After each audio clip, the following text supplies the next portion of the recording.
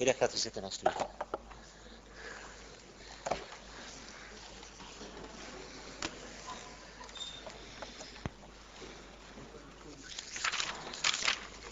Goedemorgen, geachte collega's. Goedemorgen, meneer de minister. We gaan beginnen met onze vergadering van vandaag, met de in overwegingneming van de voorstellen. Zijn daar bedenkingen bij? Indien daar geen bedenkingen bij zijn, zijn alle voorstellen in overweging genomen. Dan komen we tot het wetsontwerp houden de wijziging van artikel 47 octies van het wetboek van strafvordering betreffende samenwerking met buitenlandse infiltranten. Rapporteur is mevrouw Martien Taalman. Verwijst naar haar verslag. Zijn er woordmeldingen? Meneer Bogaerts, alsjeblieft, van op uw plaats misschien. Of hier, zoals u wil. Meneer de voorzitter, waarde collega's. Op 19 november 2009 velde de Raad van State een arrest met betrekking tot het koninklijk besluit van 9 april 2003 betreffende de politionele onderzoekstechnieken. Het voorliggende wetsontwerp handelt over artikel 2 van dat KB. De Raad van State besliste om de woorden, en ik citeer, en desgevallend mits voorafgaand akkoord van de federale procureur in samenwerking met buitenlandse speciaal daartoe opgeleide en bevoegde ambtenaren te schrappen in artikel 2 van voormeld koninklijk besluit. Om gevolg te geven aan dit arrest worden de principes die tot op heden waren vastgelegd in artikel 2 van dat KB nu expliciet opgenomen in de wet. Het nieuwe wetsartikel bepaalt dat enkel de leden van de directie van de speciale eenheden van de federale politie de politionele onderzoekstechnieken kunnen toepassen. Het voorziet ook dat mits voorafgaand akkoord van de federale procureur dat desgevallend kan gebeuren in samenwerking met buitenlandse speciaal daartoe opgeleide en bevoegde ambtenaren. Het artikel in ontwerp heeft het duidelijk en expliciet over samenwerking. Een buitenlandse undercover agent kan dus zelf in België politionele onderzoekstechnieken doen, maar deze dienen zich altijd te situeren in een infiltratieoperatie die wordt uitgevoerd door de speciale eenheden van onze federale politie. Het kan hier gaan om buitenlandse politieambtenaren, maar ook om andere buitenlandse ambtenaren, bijvoorbeeld de douane, op voorwaarde dat zij hiervoor speciaal zijn opgeleid en ter zake bevoegd zijn. Het is ook duidelijk dat deze op dat ogenblik onder gezag, leiding en toezicht van de bevoegde Belgische autoriteiten opereren en dat alle Belgische wetsbepalingen en regelgevingen die gelden voor onze politiediensten ook op hen van toepassing zijn. Er is dus geen enkel risico, zoals sommigen vrezen, dat buitenlandse agenten of ambtenaren de vrije hand zouden hebben en zich niet zouden moeten houden aan de Belgische regels en voorschriften. Meneer de voorzitter, collega's, ik wens ook te wijzen op het belang en het dringende karakter van dit wetsontwerp. Inderdaad, in gevolge het arrest van de Raad van State konden sinds 19 november 2009 geen buitenlandse undercover-agenten meer ingezet worden in Belgische strafonderzoeken. En dat laat zich merken in de praktijk. De federale politie heeft maar een beperkt aantal van deze agenten, die bovendien niet in alle soorten zaken kunnen ingezet worden. Daarbij enkele bedenkingen. Het garanderen van de veiligheid van de infiltrant is van zeer groot belang. Ten tweede, het beperkt aantal infiltranten waarover de federale politie beschikt, is niet geschikt om ingezet te worden in gelijk welk crimineel milieu. Ten derde, verschillende internationale verdragen voorzien in grensoverschrijdende samenwerking op het vlak van infiltraties. Ten vierde, het is duidelijk dat internationale samenwerking tussen gespecialiseerde eenheden van het grootste belang is. En ten vijfde, het is onaanvaardbaar dat dit dat op dit moment in een aantal zaken niet tot infiltratie kan overgegaan worden.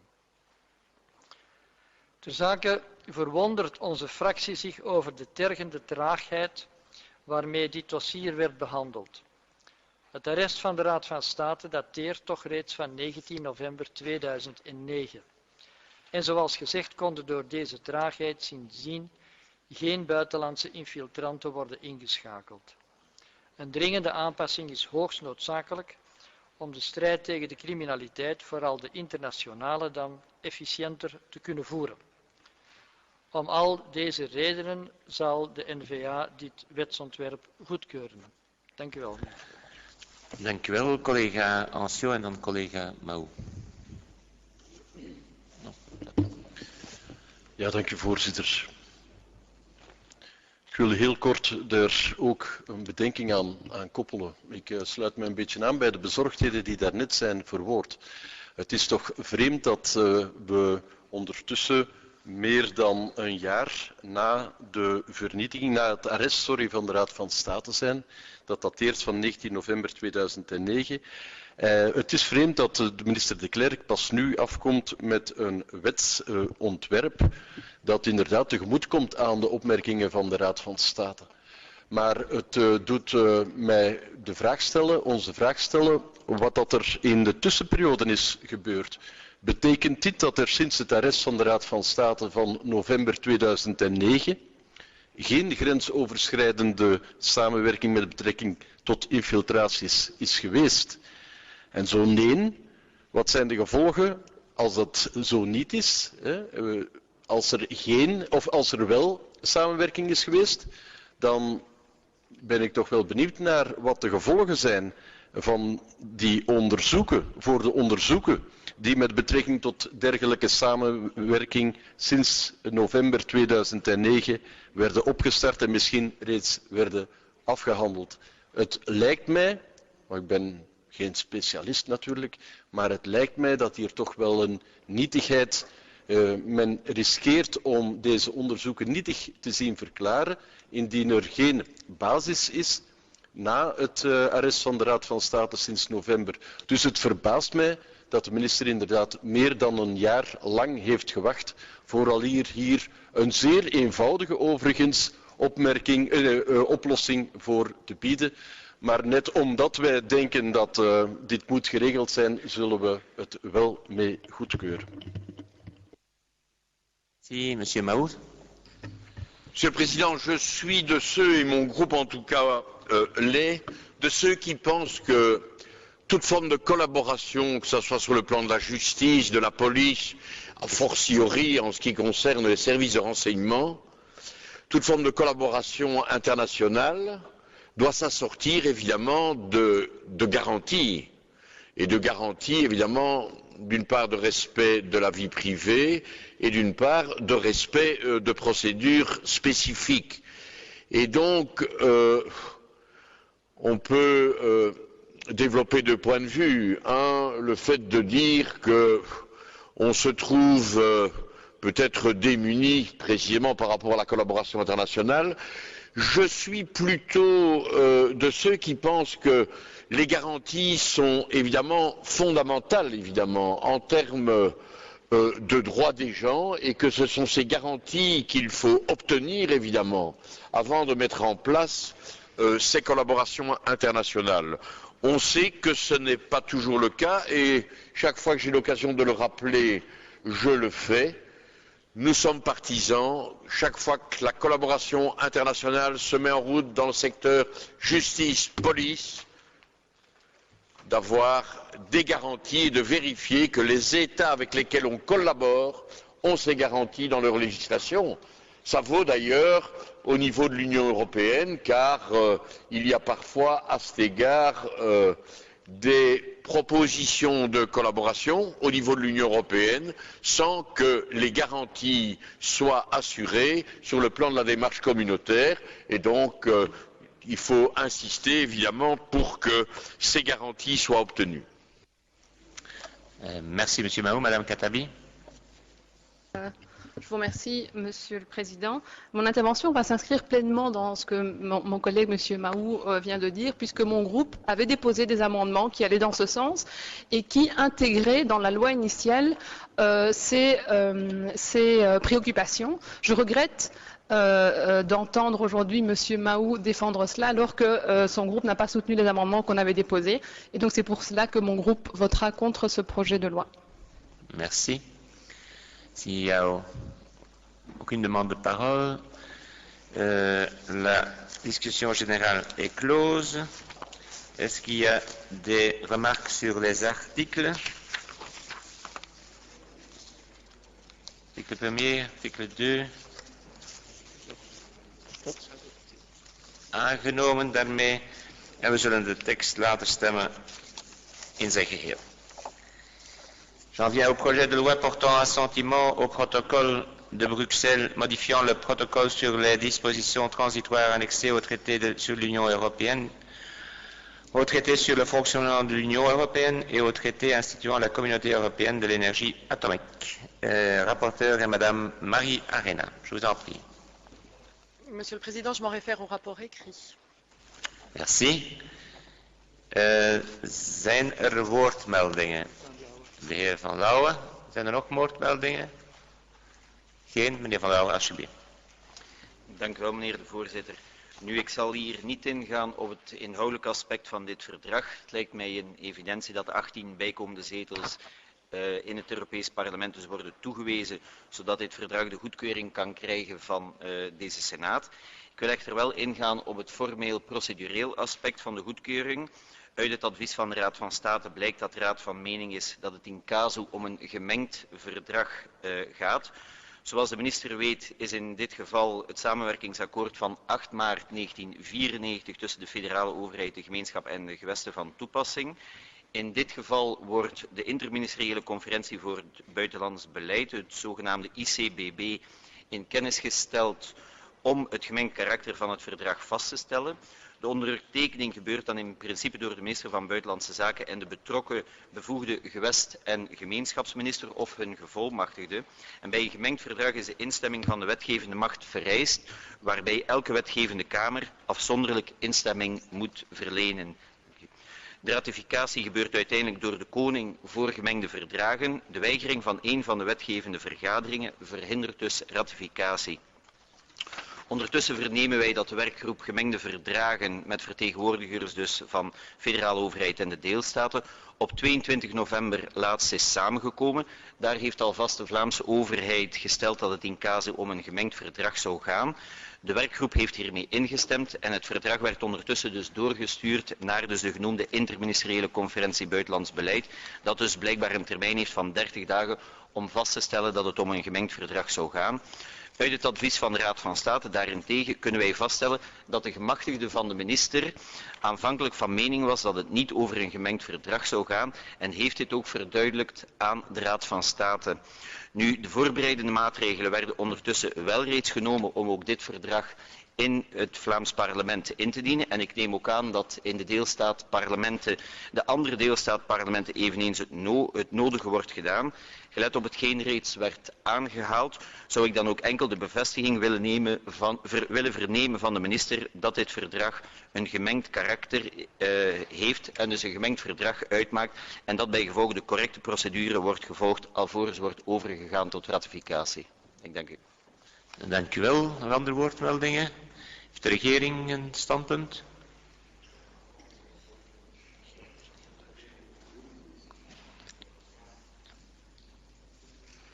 Heeft de regering een standpunt in deze?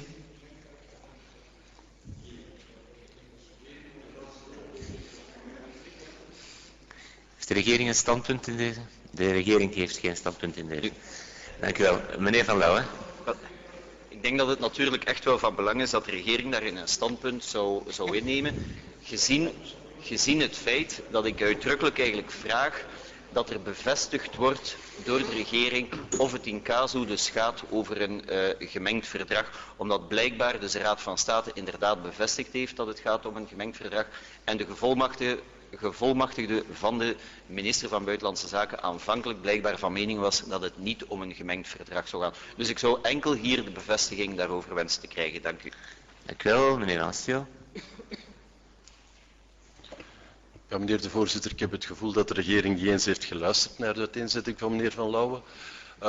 Ik denk dat de uiteenzetting duidelijk maakt dat het hier om een gemengd verdrag gaat. En dat het belangrijk is, vooraleer dat we kunnen stemmen, dat de regering inderdaad zegt dat de normale procedure voor een gemengd verdrag wordt gevolgd. Dus ik steun de tussenkomst die daar juist is gezegd. Dit is een gemengd verdrag en de regels moeten gerespecteerd worden. Als we dit niet weten, lijkt het mij niet verstandig om dat vandaag te stemmen. Dank u wel, monsieur Delperret. Monsieur le Président, je ne participe pas aux travaux de la Commission des Affaires étrangères, mais dans le rapport de Madame Arena, il est indiqué très clairement que le traité est évidemment un traité mixte ou un protocole mixte et que par conséquent, il reviendra au Parlement fédéré de donner eux aussi leur assentiment. Mais l'un ne dépend pas de l'autre. Madame Arena. Et je pense que c'était effectivement la position qui a été adoptée par le gouvernement de renvoyer, par le ministre M. Van Akkeren, qui a été de renvoyer au niveau des différents parlements le protocole en question. Merci. Monsieur le ministre. Monsieur le Président, je peux vous confirmer qu'il n'y a pas une position du gouvernement en la matière, mais il y a bien entendu une volonté de suivre la position qui a été défendue par le ministre des Affaires étrangères en commission. Et quand j'entends d'ailleurs les conclusions du rapport, il va de soi que vous pouvez avancer dans la procédure au Sénat, indépendamment de ce qui se fera dans les entités fédérées. Mais je suppose que les ministres représentent le gouvernement quand ils sont ici. Hein? Oui, mais n'est pas ici, bien entendu, mais il n'est pas nécessaire de délibérer en gouvernement. Nous avons une très grande confiance dans le ministre des Affaires étrangères voilà, pour ce genre de dispositions. Geen verdere opmerkingen? Dan is de algemene bespreking gesloten. Zijn er opmerkingen bij artikel 1?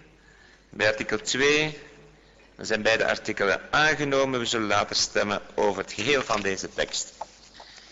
We gaan nu over tot de bespreking van het wetsontwerp tot wijziging van het wetboek van de belasting over de toegevoegde waarde. Rapporteur is meneer Peter van Rompuy. Ik zal van hier spreken.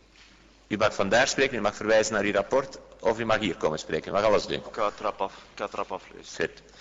Dit optioneel bicameraal wetsontwerp werd op 19 november door de regering in de Kamer ingediend. Het werd op 16 december aangenomen door de plenaire vergadering en het werd dezelfde dag nog overgezonden aan de Senaat en geëvoceerd. De commissie heeft dit wetsontwerp besproken tijdens haar vergadering van 17 december. En op 22 december werd het door de commissie aangenomen. Het wetsontwerp zet een aantal richtlijnen van de Raad van de Europese Unie geheel of gedeeltelijk om in intern fiscaal recht. De omzetting van richtlijn nummer 2008-8 geeft de plaatsbepaling van diensten in verband met culturele, artistieke, sportieve, wetenschappelijke, educatieve en vermakelijkheidsactiviteiten met zich mee. Met ingang van 1 januari wordt een onderscheid gemaakt naar gelang deze diensten worden verricht door belastingplichtigen dan wel voor niet-belastingplichtigen. De omzetting van richtlijn 2009-162 beoogt de volgende aspecten.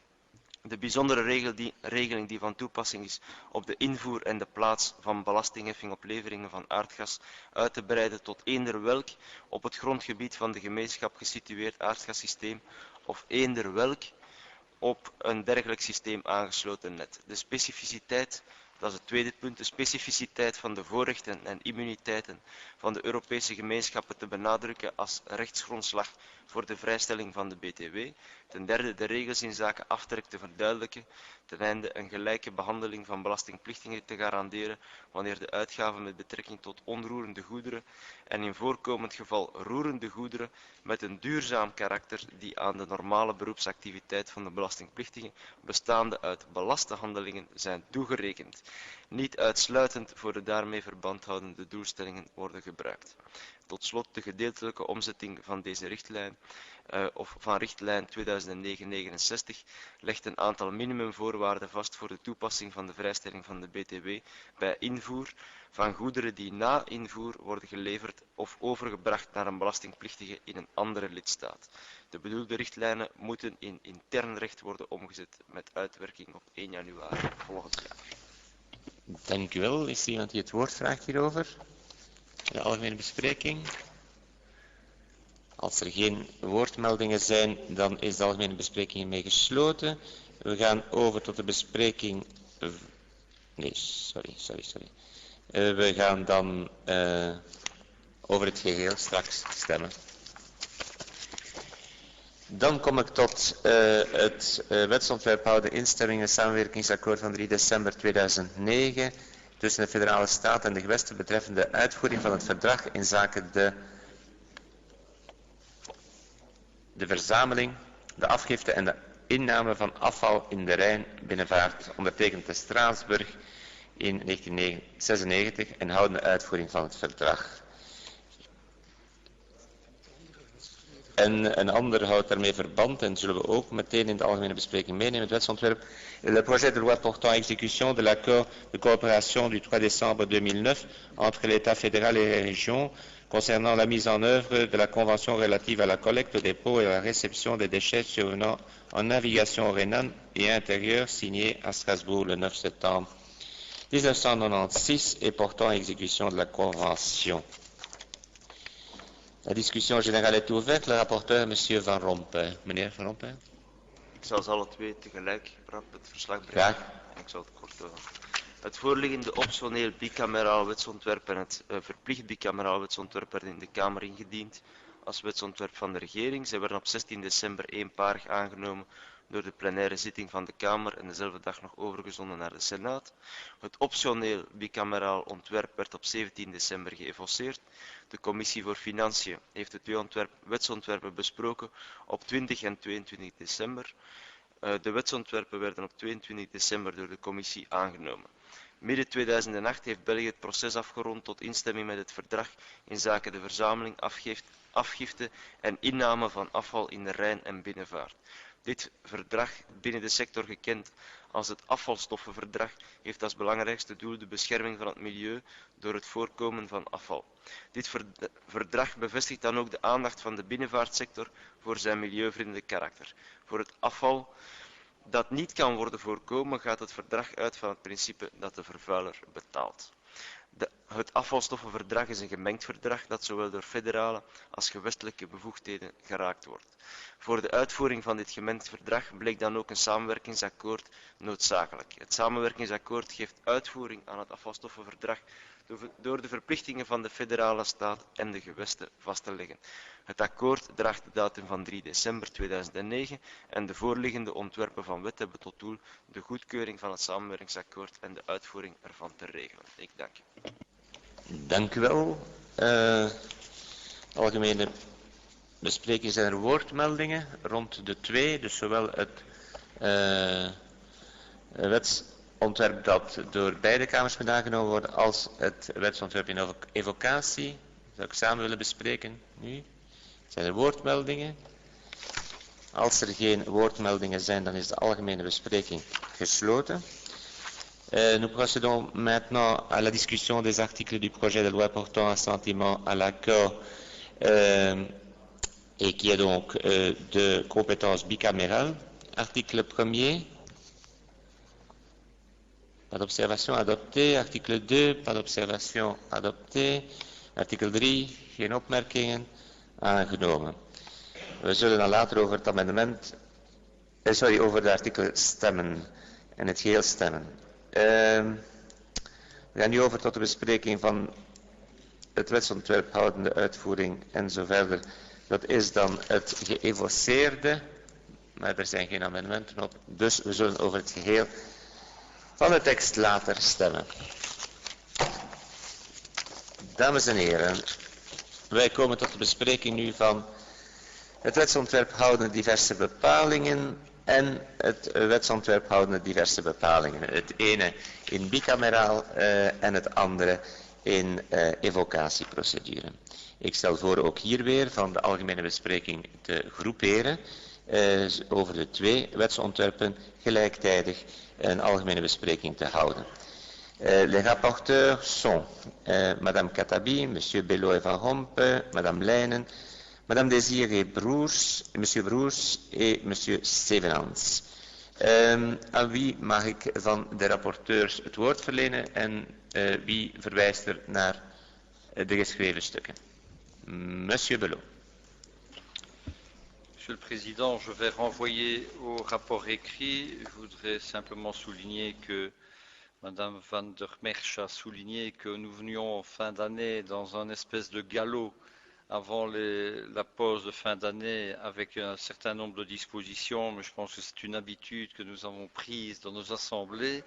Et la deuxième chose, je voudrais demander au service de bien vouloir corriger en page 17 un intitulé qui est tout de même important.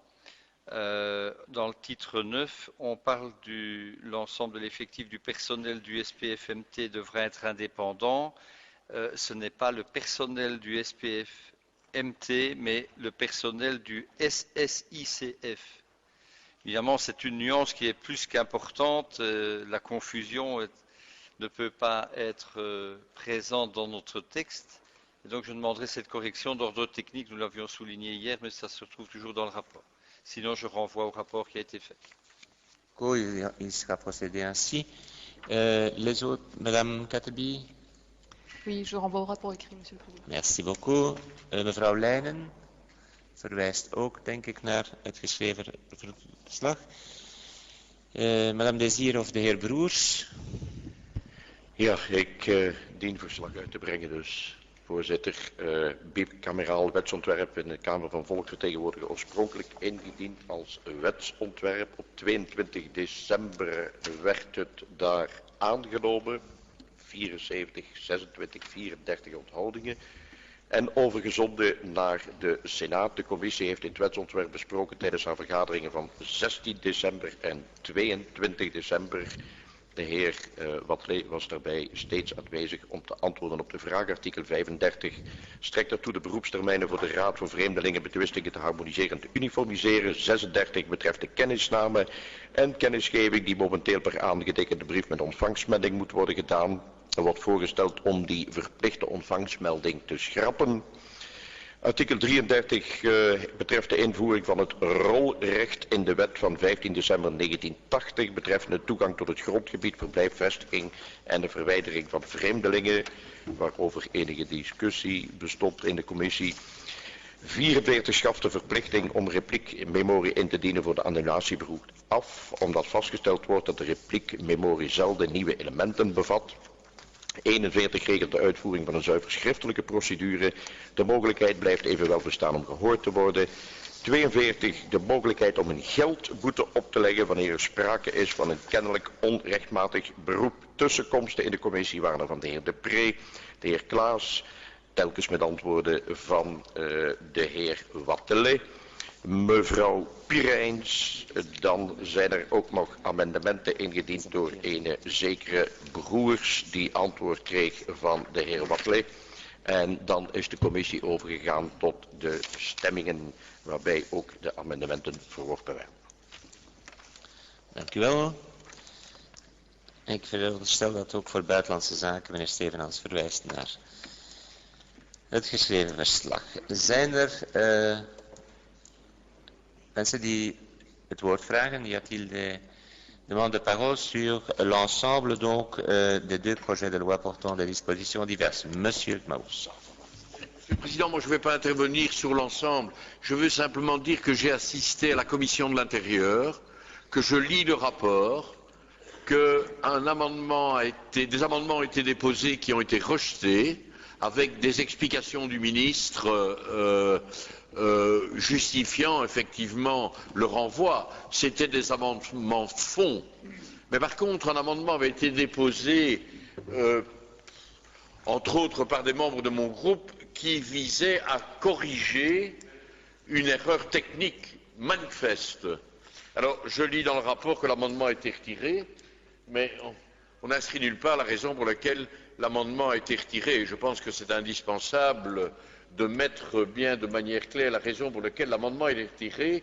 Il a été retiré parce que dans l'architecture générale de ce très important projet, il paraissait difficile à la Commission de l'Intérieur de la Chambre de se réunir pour pouvoir adopter C'est en tout cas la réponse qu'on a eue de la part de l'administration de la Chambre. Il était difficile finalement à la commission de l'intérieur de la Chambre de se réunir pour pouvoir effectivement adopter elle aussi un amendement qui était parfaitement justifié. Pour mémoire, je signale simplement que l'erreur consistait à renvoyer à un article de la loi et un alinéa de cet article, alors que là, il y avait manifestement une erreur, et donc il y a une erreur sur le renvoi. Alors, ça a été refusé comme amendement technique, ce qui est un peu dommage, car en réalité, on peut imaginer que c'est une erreur matérielle, et on aurait pu accepter ça comme amendement technique. Ça n'a pas été fait. Discussion entre les services, je le déplore, et donc on a été obligé de déposer un amendement, et puis après contact de le retirer, mais allez, pour une raison quand même qui ne paraît pas éminemment pertinente. Donc je voulais le signaler parce que ça ne figure pas au rapport, et donc je pense qu'il est nécessaire de dire quand même pourquoi cet amendement a été retiré, d'autant plus effectivement que nous avons voté dans une autre commission, qui est la commission des affaires sociales, des amendements, et donc en tout état de cause, la navette de ce texte s'est révélée évidemment obligatoire. Merci beaucoup. Monsieur le ministre. Monsieur le Président, je ne veux évidemment pas intervenir dans les relations entre les deux assemblées. Par contre, à la lecture du rapport, je trouve qu'il est un peu regrettable que l'on ne puisse pas, mais la séance plénière pourrait encore le faire, considérer, vu le contenu de l'amendement, qu'il s'agit vraiment d'une correction purement formelle. La référence, telle qu'elle était explicitée dans l'exposé des motifs, était clairement à une autre disposition que la disposition reprise dans le texte. Donc, je trouve que la Chambre, d'ailleurs, doit encore se prononcer par la suite. Je crois que dans les deux assemblées, on pourrait tout aussi bien considérer cela comme une simple correction formelle. Il n'y a pas du tout de modification de fond par cet amendement, c'est une correction de référence, de renvoi d'article. Merci, M. Marot. Monsieur le Président, je trouve que la proposition du vice-premier ministre est pleine de sagesse. Si on pouvait encore, avant évidemment la fin de notre séance, reprendre un contact avec la Chambre pour voir au niveau des services si vraiment on ne peut pas mettre ça comme une forme de correction technique, on éviterait, me semble-t-il, le fait qu'il va falloir à un certain moment déposer une proposition de loi pour faire une correction par rapport à quelque chose qu'on aura remarqué maintenant. Reconnaissons quand même que c'est donné quand même, même si la forme est très importante évidemment, mais c'est donné quand même à la forme un poids, à mon avis, qu'elle ne mérite pas, en tout cas dans le cas d'espèce. Donc si c'était possible, que les services finalement prennent des contacts avec leurs homologues de la Chambre pour qu'on puisse conclure précisément qu'il s'agit bien d'une correctie technique. We zullen daar een tweede poging toe ondernemen. Nog beter waren het natuurlijk van dingen in te dienen die geen fouten bevatten.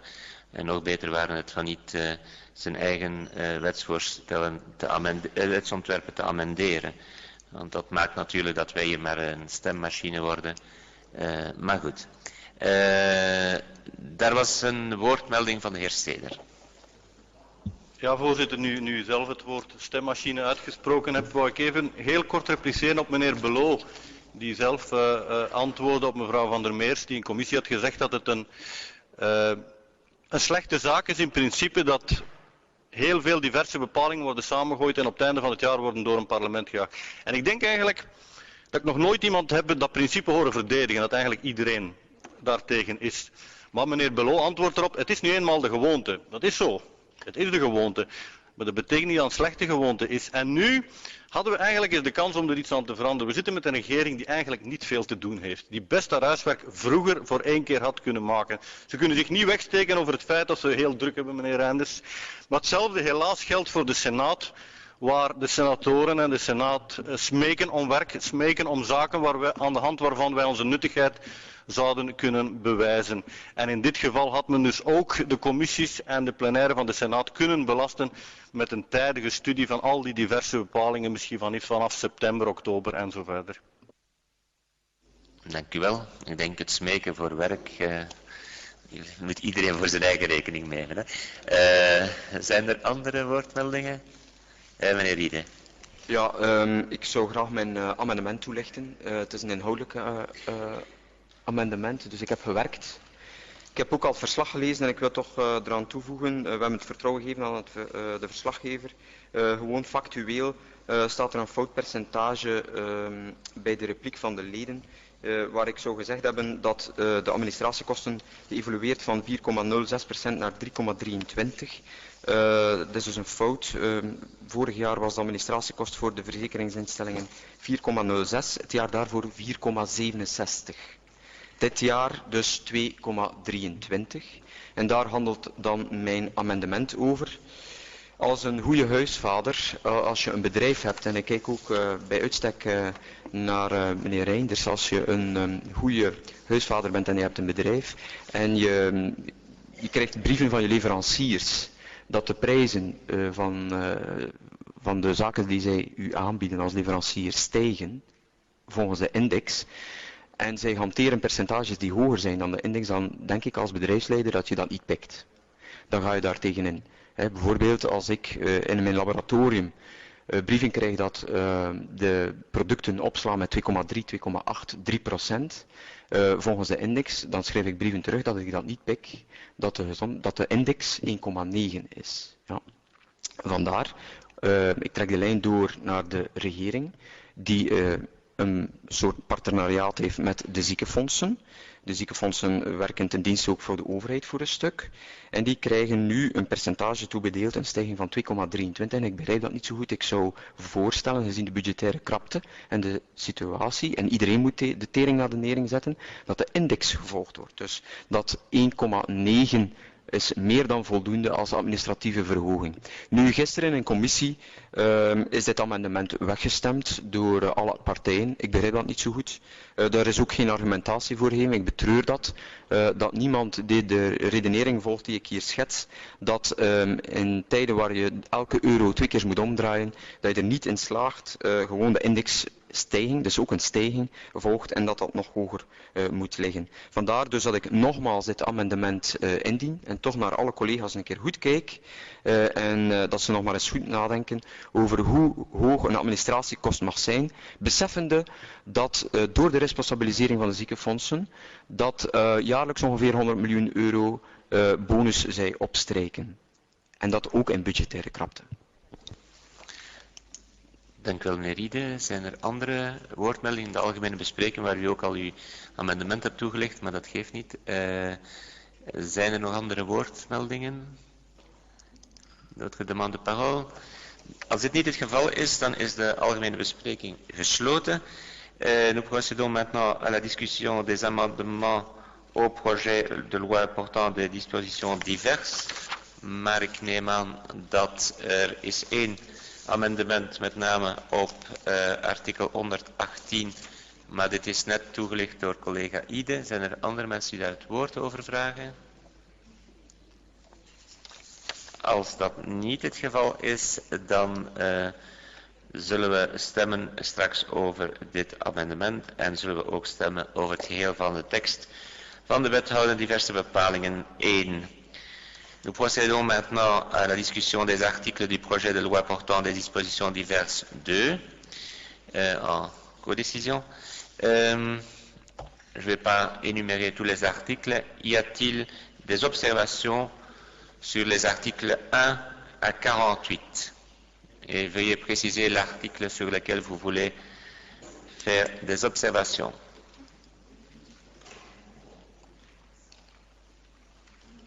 Als dit niet het geval is, als er geen opmerkingen zijn, dan zullen we straks overgaan tot de stemming over het geheel van de tekst. Geachte collega's, dan gaan we nu over tot de bespreking van het wetsvoorstel tot wijziging van het gerechtelijk wetboek betreffende de samenstelling van de adviescommissie voor de benoemingen van advocaten bij het Hof van Cassatie. Rapporteur is de heer Guy Svennen. Ik veronderstel dat de heer Svennen naar zijn geschreven rapport verwijst. Zijn er mensen die het woord vragen? Y a-t-il quelqu'un qui demande la parole sur ce projet? Collega's, Ansio. Meneer de voorzitter, dit wetsvoorstel draagt de goedkeuring weg van onze fractie, maar ik kan mij toch niet bedwingen om daar een bedenking bij te maken. Bij het wetsvoorstel niet zozeer, maar wel bij heel de procedure van advocaten bij het Hof van Cassatie. Ik denk dat het wetsvoorstel op zich geen probleem heeft, indien wij dat systeem verder in stand willen houden. Maar ik denk dat de tijd eigenlijk rijp is om eens een grondige discussie te hebben in de Senaat over de zin van het systeem van afzonderlijke bevoorrechte advocaten bij het Hof van Cassatie, alsof dat een bepaalde secte is die met gaven is toebedeeld die andere advocaten of andere leden niet hebben. Ik vind het persoonlijk eigenlijk een beetje uit deze tijd en ik hoop, maar ik ben daar vandaag niet klaar voor, voorzitter, dat we daar in deze Senaat eens een rustig en degelijk gesprek over kunnen hebben, bespreking over kunnen hebben. Ik zal daar rond een initiatief nemen, maar in ieder geval, we gaan dat stemmen, het wetsvoorstel, maar met de bedenking dat het totale systeem van afzonderlijke advocaten van het Hof van Cassatie mijns inziens toch echt wel eens in twijfel mag getrokken worden. Dank u wel.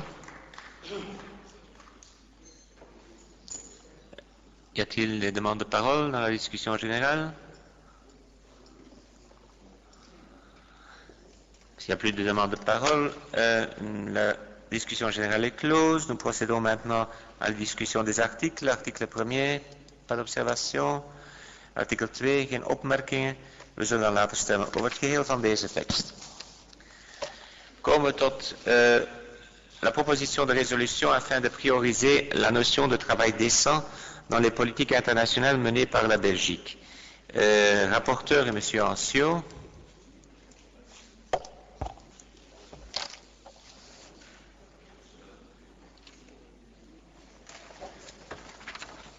Dank u voorzitter, collega's. Het voorstel werd initieel ingediend door collega Zrien, die het initieel voorstel van resolutie om voorrang te verlenen aan het begrip waardig werken in het internationaal beleid van België had ingediend.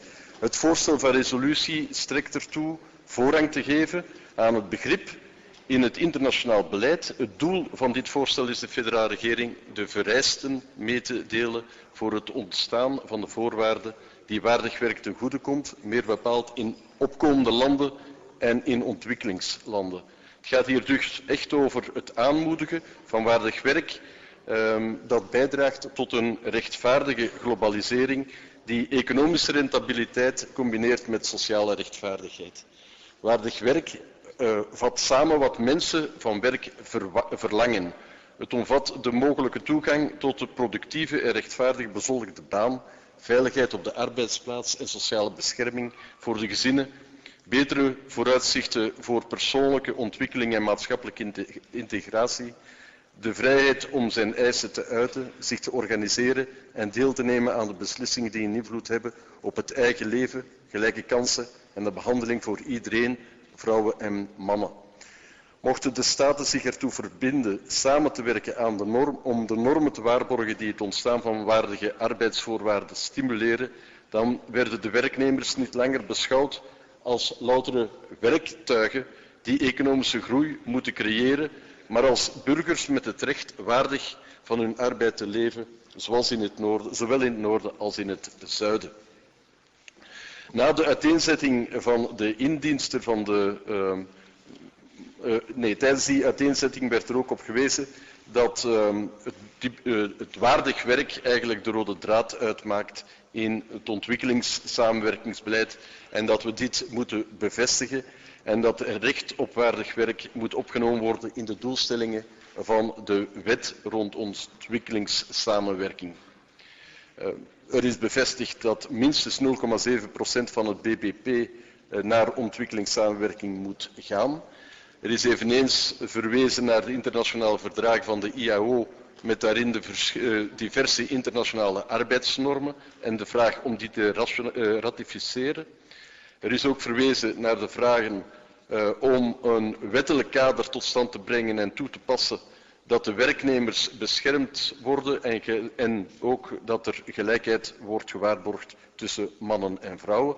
Ten slotte werd er ook in het dispositief verwezen naar dat gevraagd aan de partnerlanden om uitvoerbare stelsels tot stand te brengen voor sociale bescherming, onderwijs en levenslange opleiding, als ook de werkgevers rechten om vakbonden op te richten om dat te waarborgen.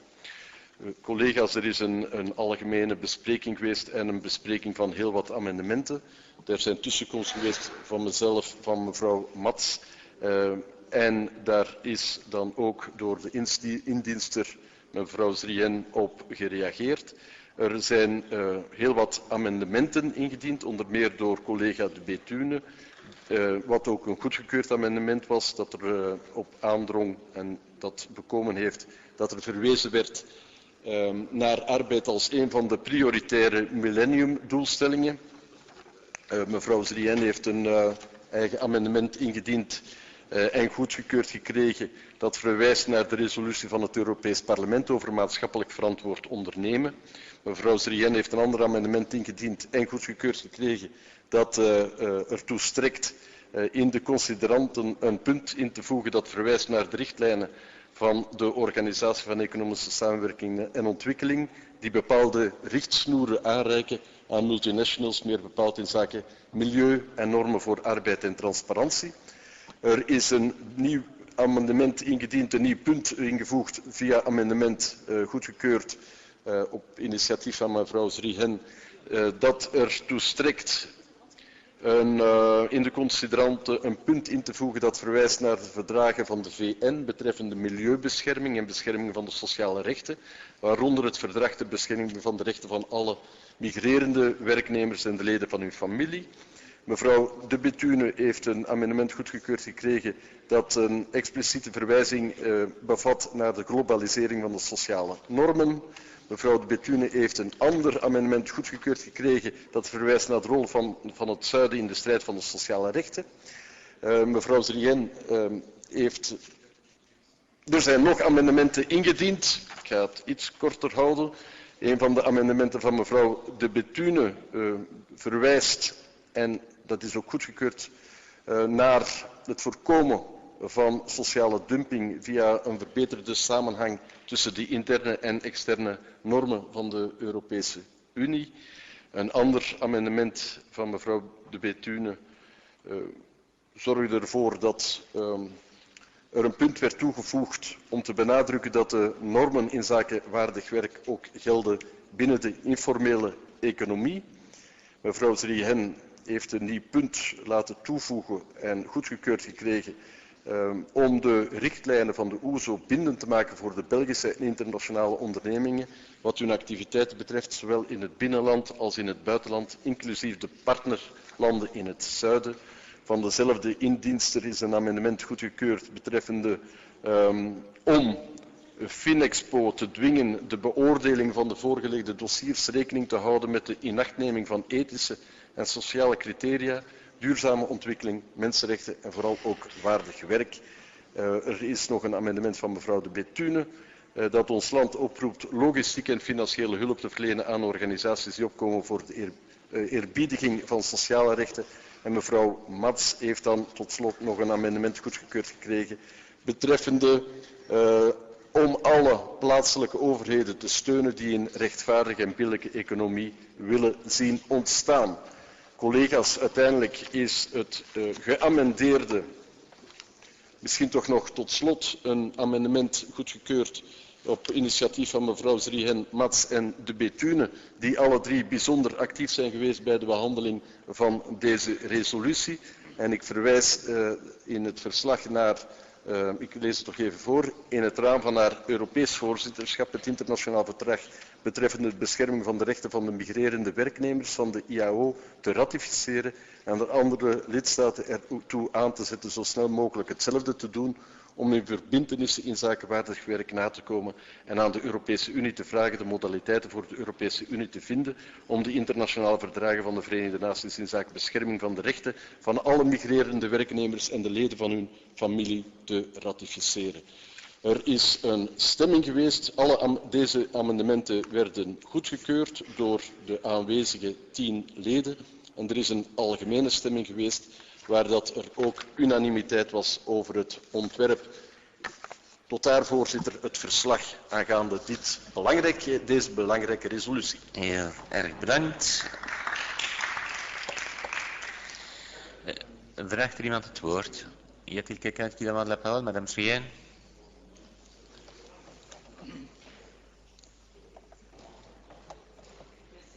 Monsieur le Président, merci, chers collègues, pour cet excellent rapport.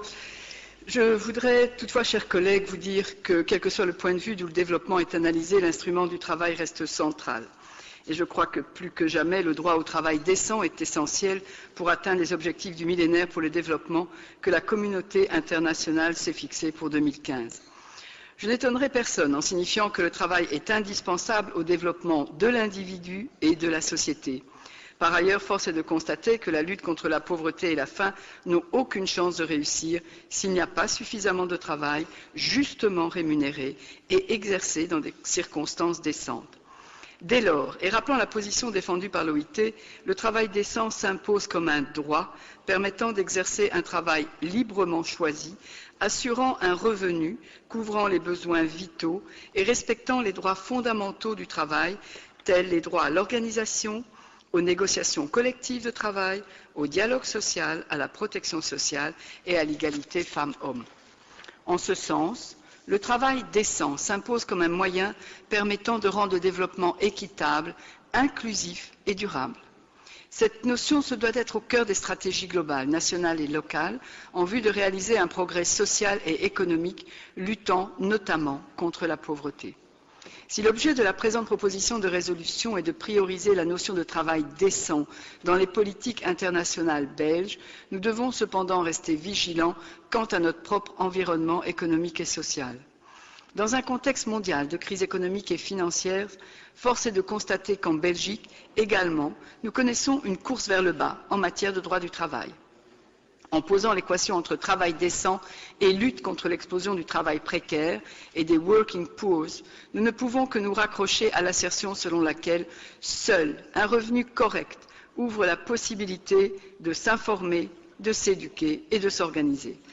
Dans une perspective plus large et à plus long terme, le travail décent doit donc devenir aussi une priorité des politiques belges et européennes. Monsieur le Président, chers collègues, au sein d'une société et d'une économie de plus en plus mondialisée, faisant par ailleurs la part belle aux intérêts des multinationales, le travailleur subit une pression énorme et une détérioration constante de ses conditions de travail. Alors que la sphère économique devrait être au service de la sphère humaine, notamment en vue de garantir les droits humains fondamentaux, le système actuel entraîne la dégradation des conditions de travail des travailleurs du monde entier. En ce sens, la sphère humaine n'est plus la finalité du système économique, mais un instrument à son service.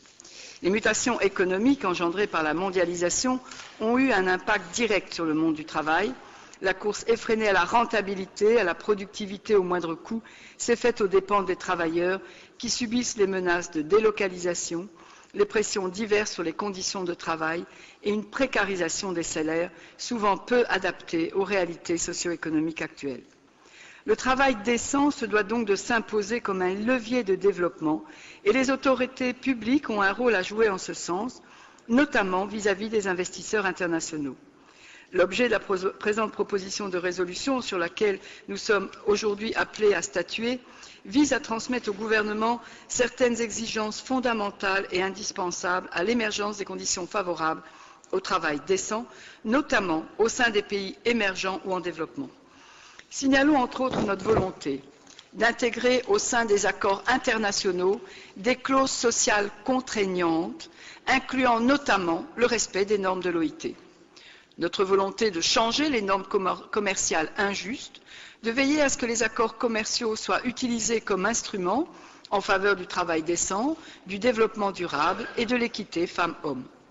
Et enfin, de faire du travail décent un principe directeur de notre politique de coopération au développement, ce qui nous permettrait d'aider les gouvernements tiers à créer un environnement propice à la création d'emplois locaux durables et de soutenir les autorités locales dans leur volonté de voir émerger une économie juste et équitable.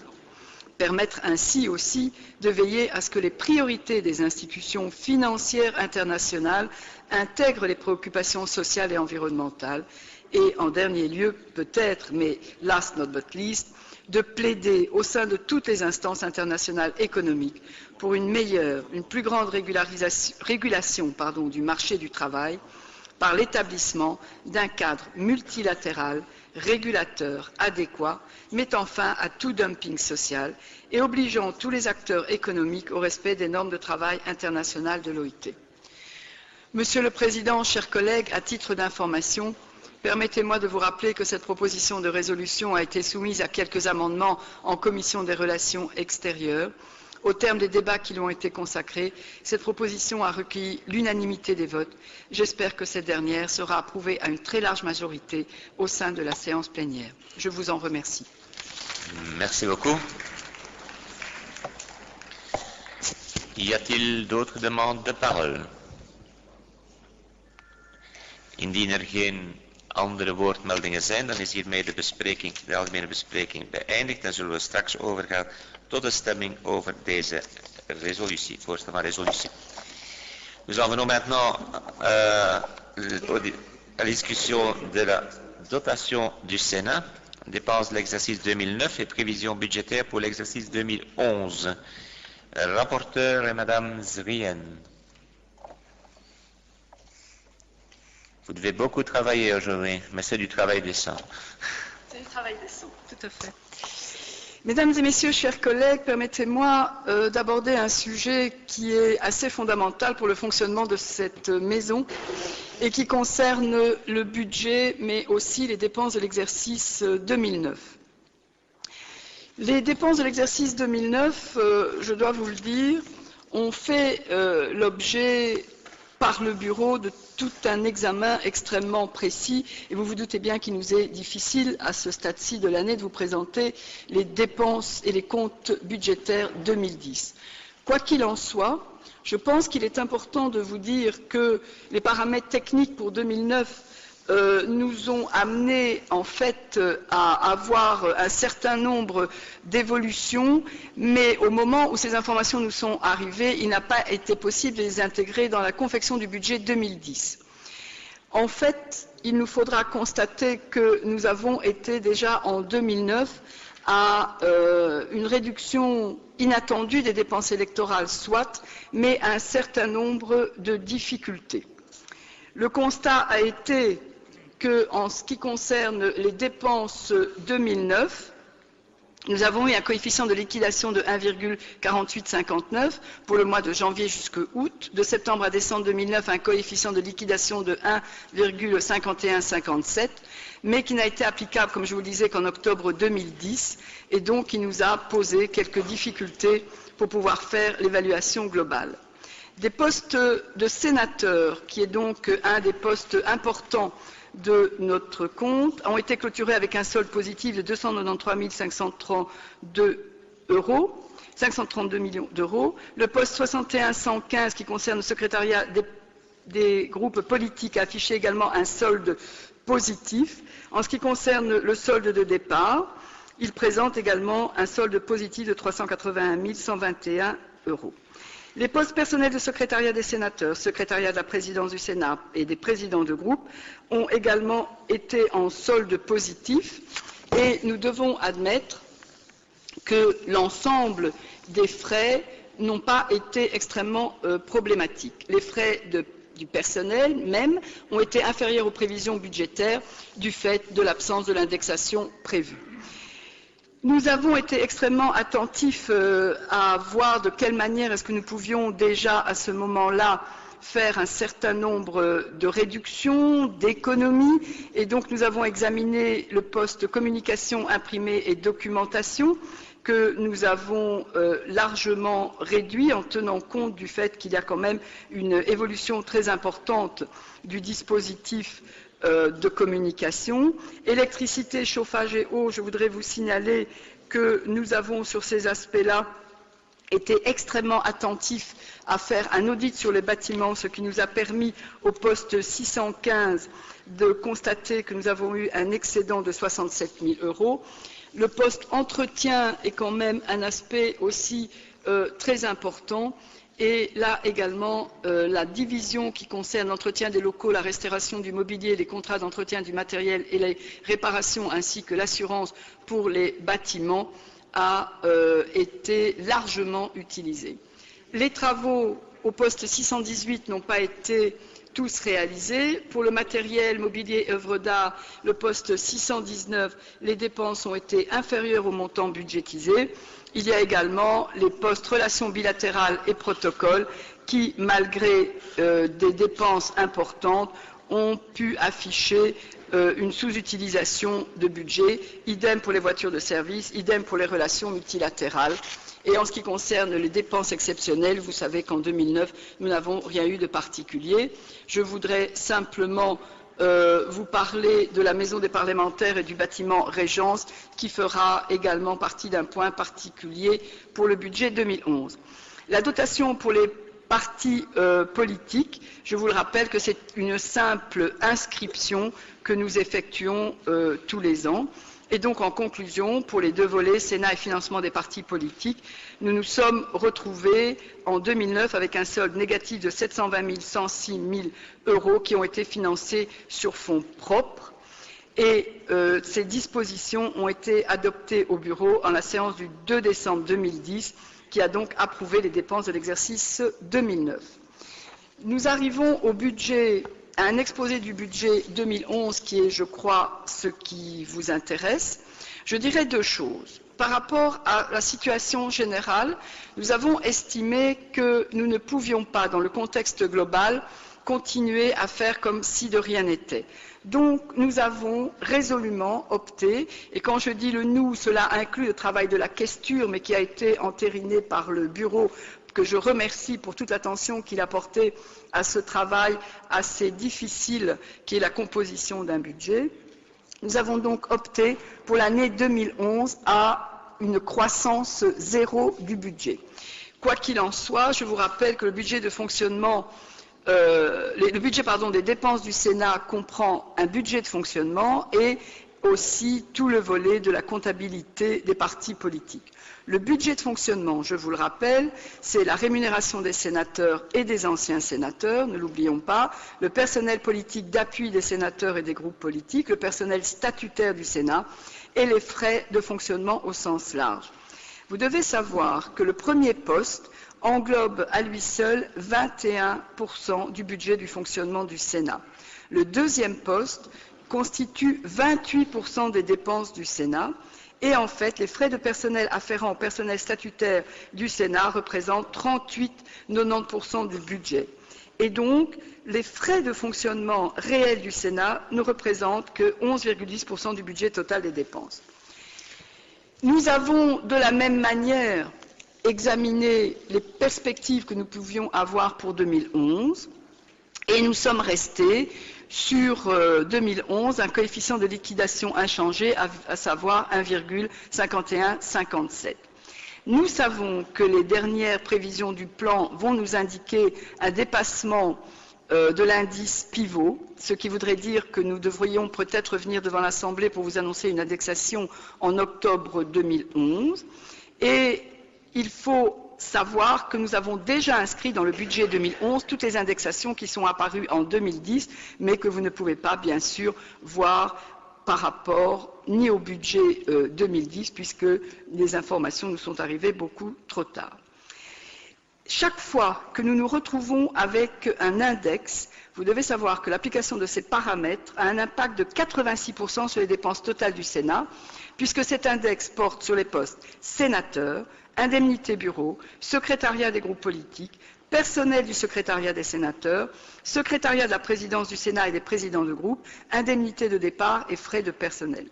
Sans que le gouvernement ne le demande et sans attendre les effets de la crise, donc nous avons demandé de manière responsable et prudente au gouvernement que nous soyons à une croissance zéro en ce qui concerne les dépenses discrétionnaires.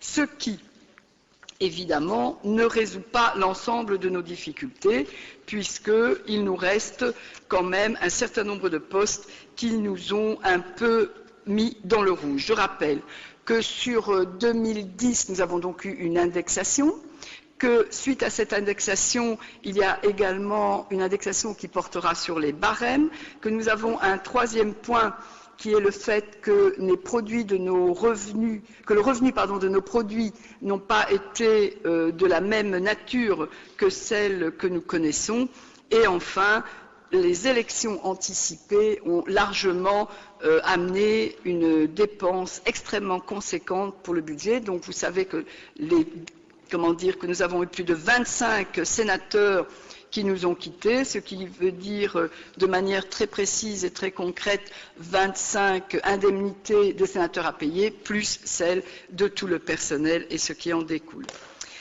Les dépenses pour 2011 seront donc traitées de la même manière que ce que je vous ai présenté pour 2009, c'est-à-dire que nous avons examiné sur le poste sénateur, le secrétariat des groupes politiques, les indemnités de départ, le personnel du secrétariat des sénateurs et le secrétariat de la présidence du Sénat. Ces dépenses qui concernent le poste 61 119 ont augmenté de 13,63%. Il y a eu effectivement un changement dans la composition des groupes politiques, puisqu'il y a un nouveau groupe politique, ce qui amène évidemment un subventionnement complémentaire. Les frais de personnel ont augmenté de 4,19%, hormis l'indexation. Il y a évidemment, ne l'oubliez pas, les augmentations barémiques, la majoration de la prime de fin d'année. En fait, le poste 614, qui consiste en communication imprimée et documentation, lui va se voir pour une deuxième année consécutive réduit de manière considérable. Au départ évalué à 600 000 €, ce poste devra atteindre 500 000 € dans notre budget 2011. Communication information, nous serons également dans une dépense inférieure. Nous demandons également que le volet qui concerne la centralisation au sein de la bibliothèque des codes électroniques soit examiné attentivement pour qu'il puisse y avoir également une réduction. Électricité, chauffage et eau, je rappelle que nous avons donc un audit énergétique qui a été fait et qui nous a permis de faire en sorte que l'augmentation dans ce secteur n'a été que de 2,22%. La bibliothèque du Parlement est un point particulier dont nous parlerons sans doute ultérieurement. En effet, si le Sénat prend 50% des dépenses courantes du fonctionnement de la bibliothèque du Parlement, il faut savoir que les collaborateurs et le personnel sont pris à charge par la Chambre et que nous sommes sur un dispositif conjoint où chacun des partenaires doit amener annuellement l'équivalent de 300 000 €. Ce sera donc le montant que nous inscrirons pour l'année budgétaire 2011. Rubrique entretien, une hausse de 5,92%. Il y a actuellement un audit sur le nettoyage. Les travaux. Un certain nombre de travaux sont prévus et j'espère qu'ils le seront conformément à vos souhaits. Il s'agit de la rénovation des ascenseurs dans l'aile 5 rue de Louvain, la rénovation de la salle M, le placement de pare-soleil, l'isolation de toiture, la régularisation de bâtiments parlementaires parce que nous avions des difficultés sur les permis de bâtir et d'environnement, la rénovation partielle de la chaufferie rue de Louvain. Un montant de 800 000 € a été prévu, mais il semblerait qu'un certain nombre de travaux importants ne pourront débuter que fin 2011 en fonction des cahiers de charges. Le matériel mobilier et œuvres du Sénat sont également importants et eux n'ont pas d'augmentation très conséquente, si ce n'est de 3,39%. Nous serons attentifs à ce que la relation bilatérale et le protocole puissent faire l'objet d'une réduction d'environ 7% qui a été proposée pour l'ensemble. Les voitures de service, nous partirons donc sur un amortissement annuel de 145 000 €. Relations multilatérales et subventions, nous avons d'un commun accord bureau et questure tablé pour une diminution des dépenses de 17% environ. En ce qui concerne le restaurant, qui est, je crois, un point important aussi du fonctionnement de cette maison, nous maintiendrons un montant équivalent aux années antérieures. Technologie, information et communication ont été légèrement réduits sur les investissements. Dépenses diverses et prévention, même niveau. Dépenses exceptionnelles. Contrairement à 2010 où nous avons assuré la présidence belge, et là nous avons quelques postes importants, il est clair qu'en 2011, aucune dépense exceptionnelle n'est prévue à l'instant. En ce qui concerne les avantages sociaux, le budget a été réajusté étant donné qu'il avait été surévalué en 2010 et donc vous constaterez une diminution de 11%. Les impôts, effectivement, nous payons une taxe sur les bâtiments non affectés au logement qui dépend de la région bruxelloise et il nous resterait pour 2011 une quote-part de 15 000 €. En ce qui concerne un point permanent, qui est la dotation pour le financement public des partis politiques, en exécution de la loi du 4 juillet 89 relative à la limitation au contrôle des dépenses électorales ainsi qu'au financement et à la comptabilité ouverte des partis politiques, un montant de 10 millions d'euros a été prévu provisoirement. On s'est basé pour 2011 sur exactement le même coefficient de liquidation, mais il y aura probablement une indexation à l'automne 2011, ce qui nécessitera d'adapter la dotation en question. Lors de ces réunions du 20 juillet, du 8, du 18, du 22 novembre 2010, le Collège des questeurs a approuvé le budget 2011, y compris le financement des partis politiques, à savoir que pour la dotation du Sénat, il demande un montant de 70 181 260 €. Pour la dotation des financements politiques, comme je vous l'ai à l'instant exprimé, un montant de 10 110 000 €. Les produits financiers et remboursements, nous estimons que nous serons à 200 000 € et le financement sur fonds propres, c'est-à-dire un prélèvement sur notre caisse de réserve de 3 282 000. Le total sera donc de 83 773 395 €. Par lettre du 21 octobre 2010, adressée au Premier ministre et au secrétaire d'État au budget, une somme de 70 181 260 € a été demandée pour la dotation du Sénat, une somme de 10 110 000 € a été demandée pour le financement des partis politiques. Compte tenu des 200 000 € de produits financiers et remboursements, la partie de dépenses à financer sur fonds propres s'élèvera donc à 3 282 135 €. En conclusion, les perspectives budgétaires pour l'exercice 2011 sont basées sur une croissance zéro en termes réels. Plusieurs phénomènes que j'ai évoqués, sur lesquels le Sénat n'a aucune prise, ont provoqué une augmentation sensible des coûts. Je rappelle, un saut d'index intervenu plus tôt que prévu, important surcoût venant de la composition du Sénat suite aux élections anticipées 2010, impact des produits financiers et des augmentations barémiques inhérentes à la pyramide des âges du personnel du Sénat. On arrive donc à une croissance nominale des dépenses de plus de 4 millions €. Comme le Sénat puise ses réserves à un rythme de plus en plus rapide depuis 2008 et que ce rythme est difficilement tenable d'une part, et compte tenu du fait qu'en dépit des surcoûts précités, le Sénat n'a pas demandé d'adaptation de sa dotation pour 2010, d'autre part, il est donc demandé au gouvernement de majorer la dotation de près de 5 millions €. Le Sénat se rend parfaitement compte que cette situation est difficile et donc un plan pluriannuel est en cours d'élaboration en vue de réaliser d'ici la fin 2014, voire 2015, mais 2014 est la décision du Bureau, des économies par rapport aux chiffres du budget 2011. Ce plan visera à réaliser des économies réparties de manière équilibrée entre plusieurs grands postes du budget du Sénat. Un groupe de travail au sein du Sénat examinera les options possibles. Ce plan devra faire en sorte que les réserves du Sénat ne soient mises à contribution que pour couvrir des dépenses exceptionnelles. D'autre part, dans le cadre de plans d'économie en synergie, il sera institué un groupe de travail, Chambre et Sénat, chargé de définir des économies via des synergies entre les deux assemblées. Et dans l'ensemble, nous annoncerons que nous voulons une réduction globale de 6% sur l'ensemble des dépenses telles qu'elles vous sont présentées, mais qui ne seront peut-être atteintes qu'en fin 2014. Mesdames et messieurs, chers collègues, merci de votre attention. Merci beaucoup. Ik geef graag het woord eerst aan de mede-kwijster meneer Anciaux. En dan daarna zijn er al 2 woordmeldingen, maar er kunnen nog meer komen. Meneer Anciaux. Ja, meneer de voorzitter, collega's, ik wil in eerste instantie mijn voorzitter van het college van kwestoren danken voor het excellent rapport dat ze heeft gegeven. Ik wil ook namens mijn fractie enkele zaken zeggen, maar vooraleer dat ik dat zeg, heel kort toch een uitdrukkelijk woord van dank ook aan het personeel, aan de griffier, aan de mensen van de kwestuur, van de financiële dienst. Want het is toch niet altijd eenvoudig om op alle grillen, zowel van mezelf als van anderen, steeds opnieuw berekeningen te moeten maken en dergelijke meer. Dus bedankt voor het personeel van de Senaat voor de samenwerking.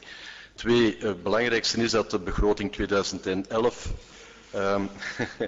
begroting 2011 voor de Senaat, dat zoals mevrouw Zrien reeds heeft gezegd, een zero-stijging is.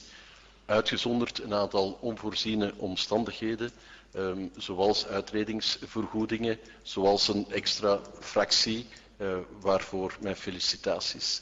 Maar dat kost vanzelfsprekend ook heel wat geld. Index, baremieke verhogingen. Als je dat als een status quo beschouwt, als een nulgroei, dan moeten we vaststellen dat we voor 2011 reeds een bijkomende besparing hebben opgelegd van ongeveer €600.000. Maar het belangrijkste is dat we voor de volgende jaren, 2012, 2013, 2014, met het bureau, met het college, met de voorzitter, heel uitdrukkelijk hebben afgesproken dat we gaan naar een structureel evenwicht binnen de begroting van de Senaat, ook als er onvoorziene omstandigheden zich zouden voordoen. Wat wil zeggen dat we in 2014 ten opzichte van de basisbegroting 2011 een structurele besparing van 6% willen doorvoeren op de posten en daarin zal geen enkel taboe gelden. Dus ik denk dat er een evenwichtige besparing moet opgelegd worden en dat alle posten daarvoor zullen onder de loep worden genomen en alle posten zullen bekeken worden op hun nuttigheid en op hun wenselijkheid. Ik geloof dat het belangrijk is dat we als politici ook naar de buitenwereld een duidelijk signaal geven dat ook wij de volgende jaren een aantal besparingen doorvoeren, ook in de Senaat, zonder taboes. Meneer de voorzitter, in dat perspectief denk ik dat het belangrijk is dat we in 2011 reeds een aanzet hebben gegeven, maar dat we dit niet als een onmogelijke taak beschouwen en als een voldoende taak beschouwen, maar dat we de jaren daarop heel ernstig werk maken van het wegsnijden van zaken die niet echt nodig zijn of die eerder verwerpelijk zijn. Tot daar de tussenkomst die ik nog wou geven. Dank u. Dank u wel. De kwijster. Dan heb ik woordmeldingen van de heer Sevenans, van de heer Seder en van mevrouw De Bethune. Zijn er nog andere mensen die het woord vragen? Il y a d'autres orateurs à inscrire? Oui, monsieur Moral. D'autres? D'accord. Dan geef ik nu graag het woord aan de heer Sevenans.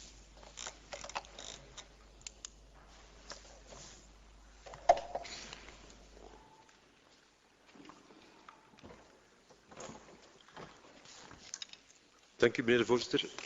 Collega's, dames en heren kwestoren, dank voor uw werk uiteraard. En ik heb het met veel aandacht naar geluisterd. En ik begrijp dat het een moeilijke oefening zal geweest zijn, daar ben ik wel van overtuigd.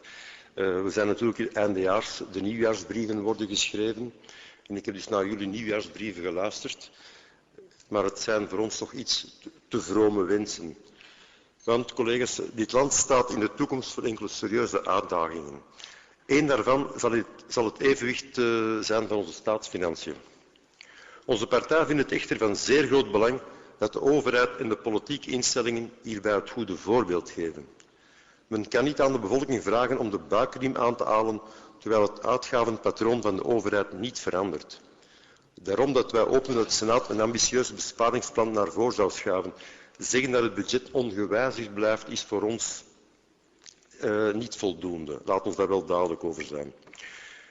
Nu, de kwestuur heeft inderdaad een voorstel gedaan. Dat zou betekenen dat we tot een 5% kunnen komen eind 2014, maar te beginnen vanaf de volgende keer. Waarom niet onmiddellijk?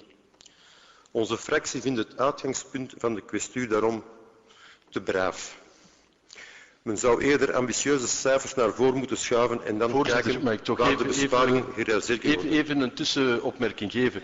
Dit voorstel is natuurlijk een voorstel van het bureau, waar uw partij heel uitgebreid in vertegenwoordigd is. Niet alleen het voorstel van de kwestuur, er zijn andere voorstellen geweest van de kwestuur. Dit is het voorstel van het bureau, waar uw partij dus uitdrukkelijk bij aanwezig is. Ik wil daarop repliceren. Het is duidelijk gezegd geweest ook in het bureau. Hebben wij ambitieuzere doelstellingen in het bureau, ik was daar ook trouwens, ambitieuzere doelstellingen naar voren geschoven. Dus deze verklaring is congruent met wat wij in het bureau gezegd hebben.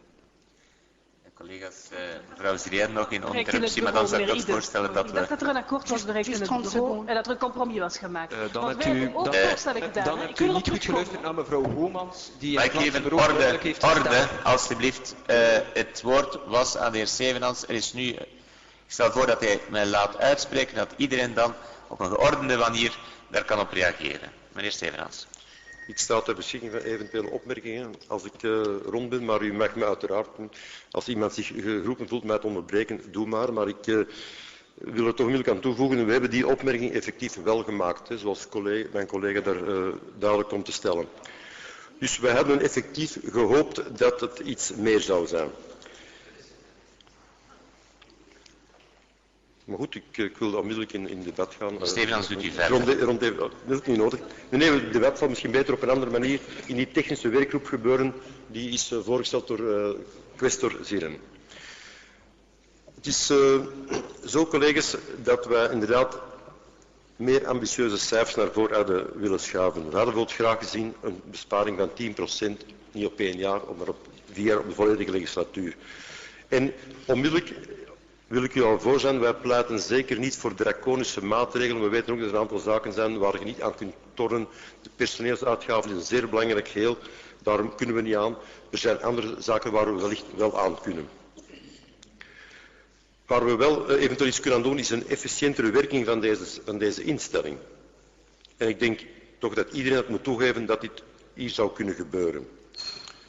We zouden dat kunnen doen onder meer, ik geef maar enkele voorbeelden en u moet me daar niet op zitten, altijd dat proberen op te onderbreken of daar straks over te interpelleren. Want het is ook zo, vandaag is een algemene bespreking en wij zullen echt ons verantwoordelijkheid opnemen en dat in die werkgroep komen we pleiten. Maar een iets meer ambitieus personeelsplan op langere termijn om tot een betere inzet van personeel te gebeuren, dat denk ik dat toch wel een zeer braaf voorstel is. We willen de besparingen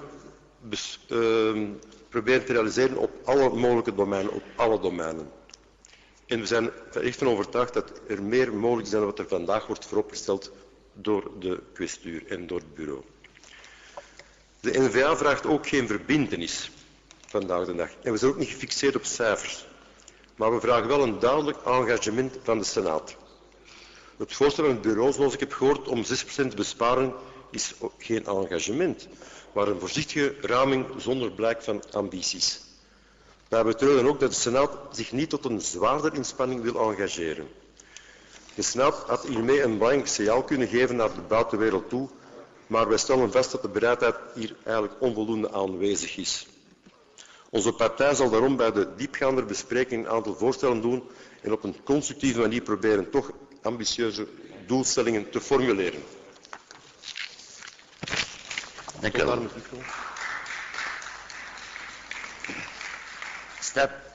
Excuseer, dames en heren. Staat ingeschreven de heer Seder. Dank u, voorzitter. Wij zullen ons onthouden. Wij vinden het positief dat er een plan is, nee, eigenlijk geen plan, een principieel akkoord op het bureau om een besparing van 6% te voorzien op 3 jaar tijd. En volgens mij was er wel degelijk een akkoord van iedereen, voorzitter, over die 6% ook. Al waren er mensen zoals u en zoals mevrouw Homans en zoals mezelf, die eigenlijk liever meer gewild hadden. Maar ik dacht dat er op een bepaald moment de consensus was om dat te doen. Indien die consensus er niet meer is, dan denk ik dat iedereen daarvan nu nota heeft genomen. Die besparing nogthans zal nodig zijn, want we gaan nu naar een begroting die een tekort voorspelt van bijna 5%. En dat is dan nog niet rekening houdend met onvoorzienbare of zelfs voorzienbare omstandigheden, zoals verkiezingen in 2011, wat nog steeds een voorzienbare omstandigheid is. En blijkbaar brengen verkiezingen extra uitgaven mee, uitredingsvergoedingen voor senatoren, opzeggingsvergoedingen voor personeelsleden enzovoort, die nu bijvoorbeeld in 2010 tot gevolg hebben dat we afsteven op een tekort van bijna 7%. Dus 6% besparing lijkt ons dus een minimum. De reden waarom wij ons onthouden is dat dit eigenlijk al veel vroeger had moeten gebeuren. Dit structureel deficit bestaat reeds jaren en we zijn er ook reeds op verschillende keren over tussengekomen. Dus de quaestoren moeten nu niet zeggen dat ze uit de lucht vallen en dat ze nu plotseling geconfronteerd worden met een nieuwe situatie. Die situatie is al jaren aan de gang en we hadden nu al een grotere besparing eigenlijk kunnen en moeten hebben. En dat is de reden waarom wij ons zullen onthouden. Dank u wel. Mevrouw De Bettine. Dank u, voorzitter. Ik wil op mijn beurt de kwesteur bedanken, maar ook alle diensten van de Senaat bedanken die aan de rekeningen en de begroting hebben meegewerkt voor het geleverde werk en voor het document dat voor ligt.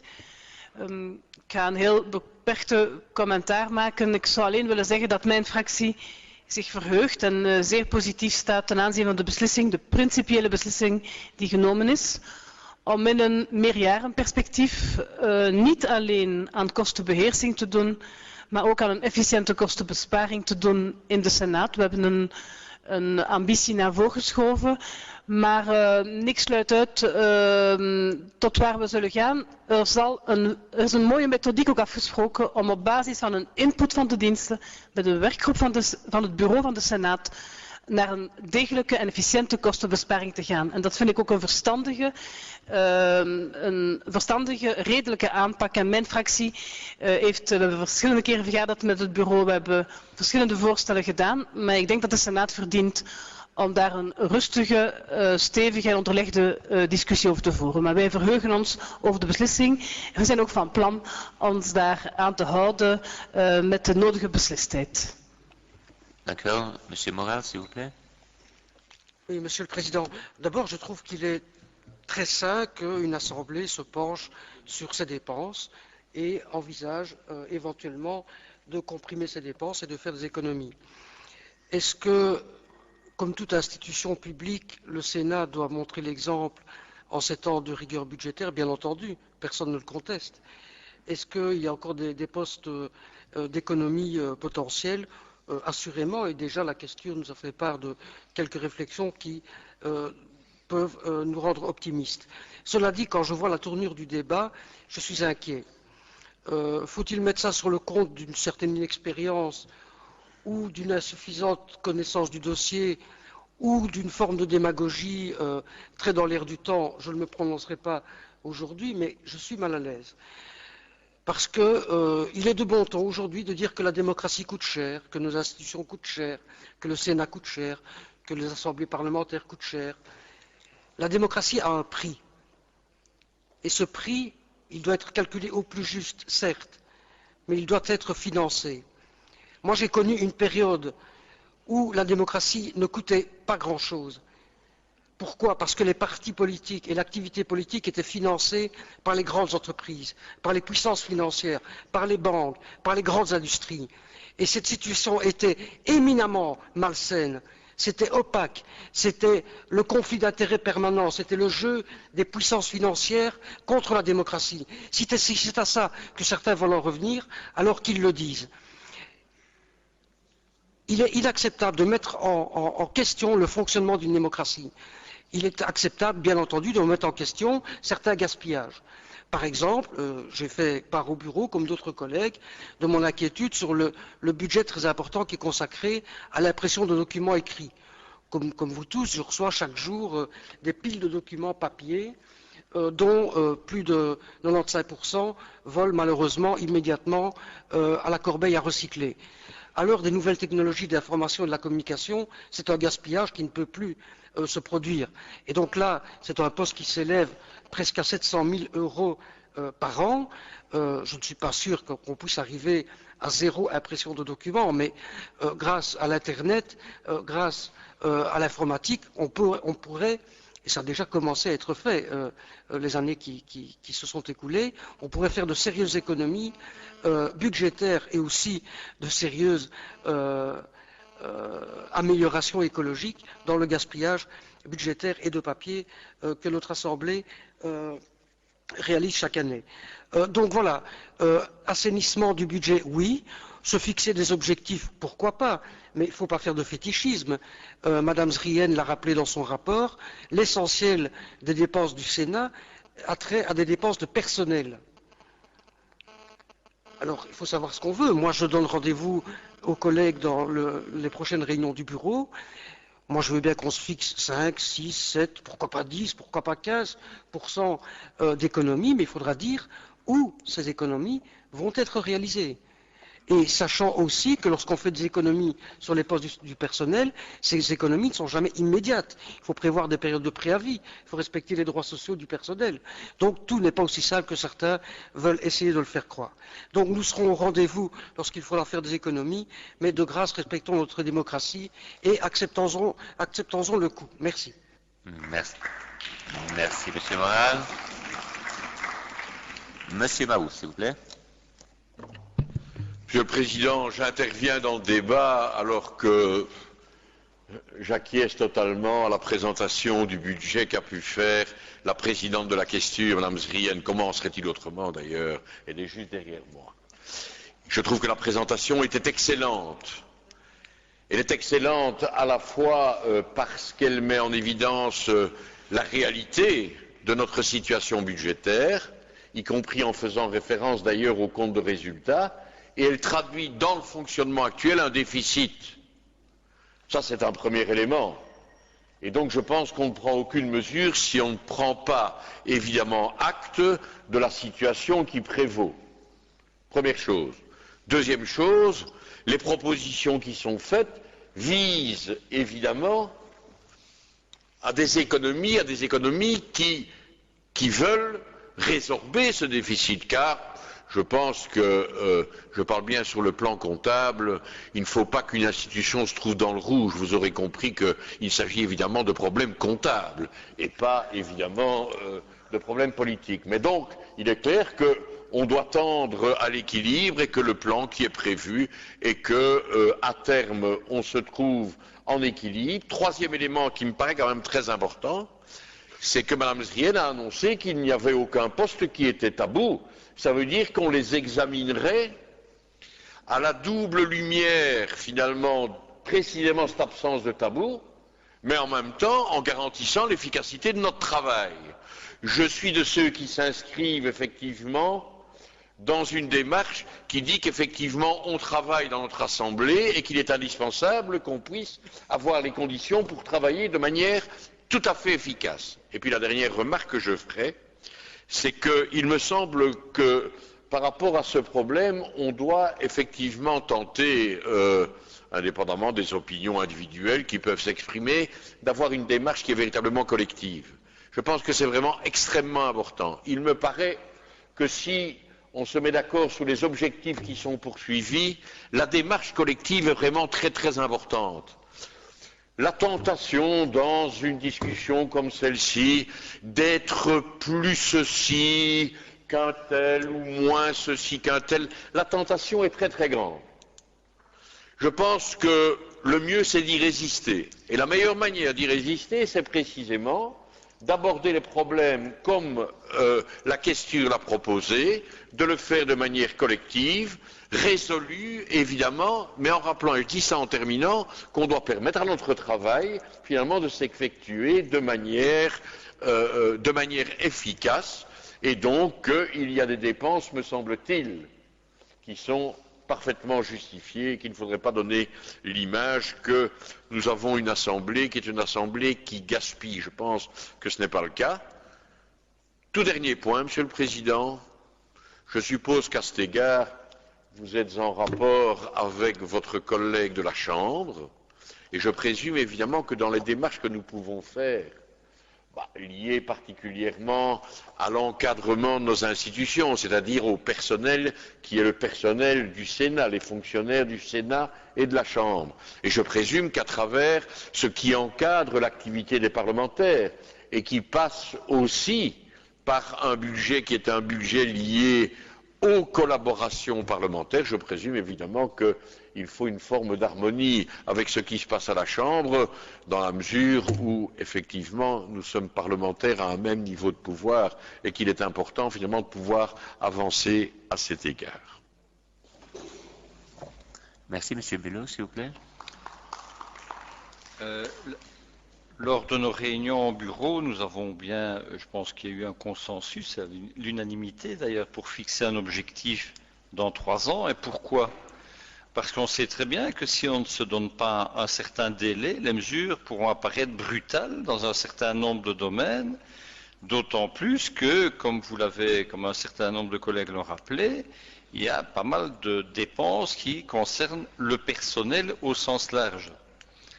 Alors, j'entends dans une des fonctions, il y a notamment le financement des partis politiques. Il faut savoir que si on veut formuler des propositions dans le domaine, on doit même modifier la loi.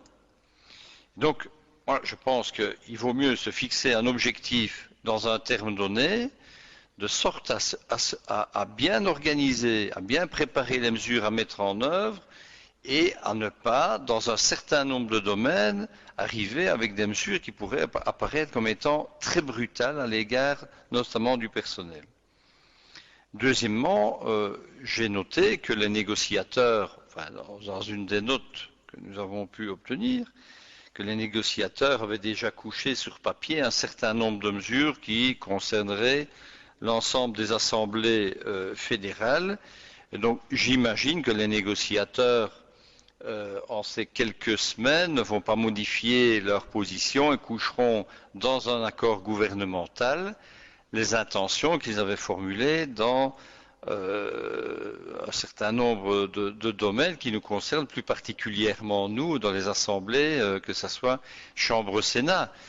Et dernier élément, je pense que M. Moral, à un moment donné, a bien entendu raison par rapport notamment au mode de financement qui a été conçu il y a de cela une vingtaine d'années pour sortir d'une méthode de financement qui était tout sauf transparente et lisible, et qu'aujourd'hui le mécanisme a prouvé son efficacité, en tout cas en termes d'indépendance des partis par rapport à des groupes de pression des entreprises. Et donc, c'est un choix que nous devrons faire collectivement, et plus il sera partagé, bien entendu, plus les choses seront crédibles et plus les choses seront aisées à mettre en œuvre dans l'ensemble des assemblées, bien entendu.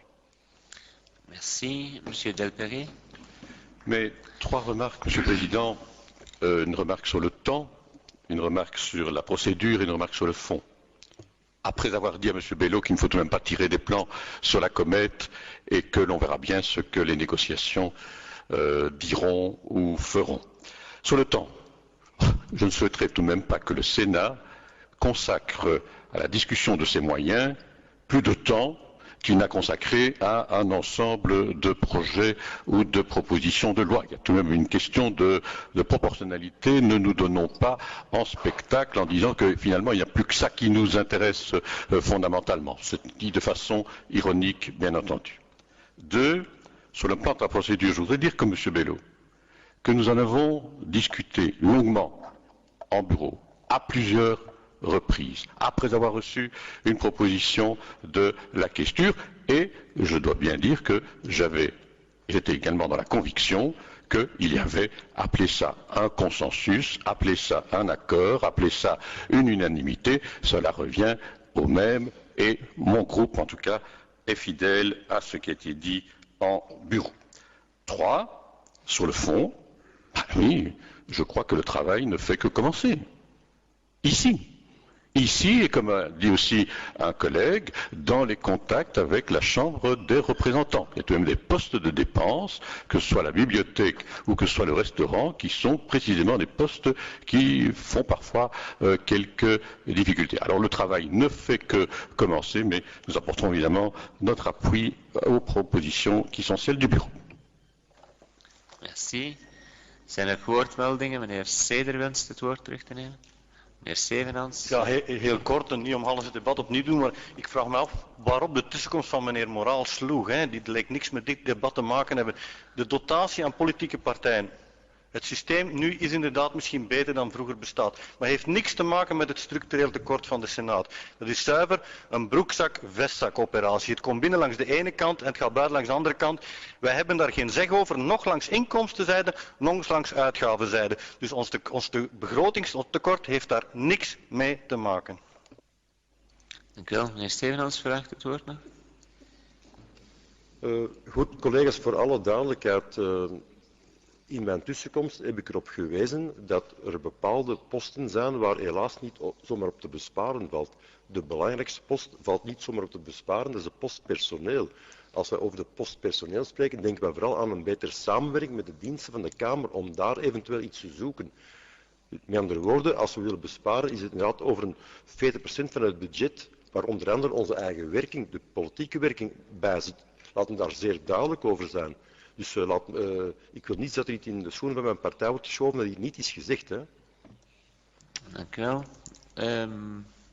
Nog woordmeldingen? Sinon, je donne la parole finale. Il n'y a rien de final ici, mais à Madame Mezrien.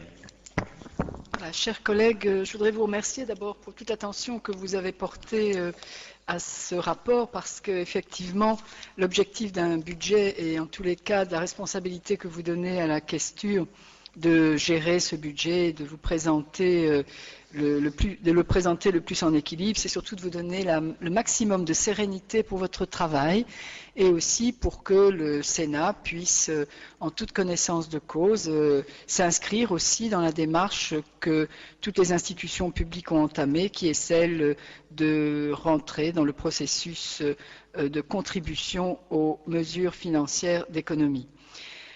Je ne suis pas très bonne pour les vœux pieux et je pense que dans la questure non plus, nous avons plutôt la fâcheuse tendance de vouloir avoir des principes de travail et surtout de vous donner la meilleure représentation pour que le bureau puisse juger en connaissance de cause de ce qui se passe vraiment dans la maison. Donc lorsque nous affirmons une réduction de 6% minimum à la fin de 2014, c'est parce que nous pensons que c'est vraiment un objectif minimum qu'il devrait être possible d'atteindre.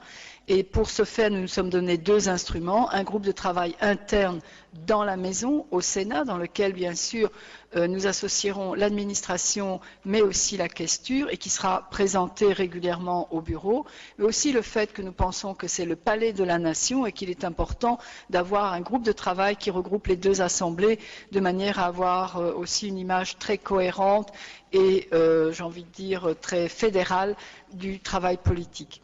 Je vous demanderai donc de bien vouloir nous autoriser à faire ce travail, de croire que nous ne sommes pas seulement là dans des notes d'intention, il y va de notre responsabilité à tous, autant pour les questeurs qui sont en place que pour une perspective d'avenir pour le Sénat. C'est une responsabilité que nous prenons. Nous l'avons dit, la démocratie nécessite des moyens, le travail politique nécessite des moyens. Encore une fois, vous pouvez le voir parce que réaliser le travail que nous avons fait sur ce budget n'est pas un mince travail et que sans la collaboration d'une équipe administrative efficace, disponible et efficiente, cela n'aurait pas été possible. Donc, nous commençons, comme l'a dit l'un de nos collègues, nous voulons que la démocratie fonctionne, c'est aussi ce que quelqu'un d'autre a dit. Nous avons besoin d'instruments pour le faire, nous en avons présenté deux. Nous avons pris un engagement qui est inscrit dans un texte que j'espère vous voterez cet après-midi, mais ce qui nous importe, c'est que bien sûr, ce soit la cohérence, la cohésion, l'unité du bureau qui nous permettent d'avancer le plus sereinement possible dans la responsabilité que vous nous avez confiée et dont nous vous remercions attentivement en espérant que vous nous l'accorderez aussi cet après-midi. Merci. Merci beaucoup. Als er geen woordmeldingen meer zijn, dan besluit ik deze bespreking. Er zijn nog 2 punten aan de orde van de dag. Voordat we natuurlijk van de namiddag verder gaan. Het eerste punt is bij brief van 21 december 2010 heeft de heer Wouter Beke meegedeeld dat hij zijn ontslag als kwestor wenst in te dienen. Met toepassing van artikel 8 en 84 van het reglement gaan we bij gevolg over tot de benoeming van een quaestor, de vervanging van de heer Beke. Vraagt er iemand het woord? Mevrouw. Dank u, voorzitter. Ik zou namens mijn fractie willen voorstellen om de heer Dirk Klaas in de plaats van de heer Wouter Beke als kwestor aan te duiden. Dank u wel. Heeft iemand bezwaar tegen het voorstel de heer Klaas als kwestor aan te stellen? Als dat niet het geval is, dan is de heer Klaas de kwestor van de Senaat gekozen. Dan, geachte collega's, is er het volgende voorstel. Ik heb het al laten aftoetsen bij de fractieleiders. Nous vous proposerions de nous réunir non à 2h30 mais à 3h et de procéder au vote dès 3h. Est-ce que ça peut rencontrer votre approbation? On se revoit à 3h alors.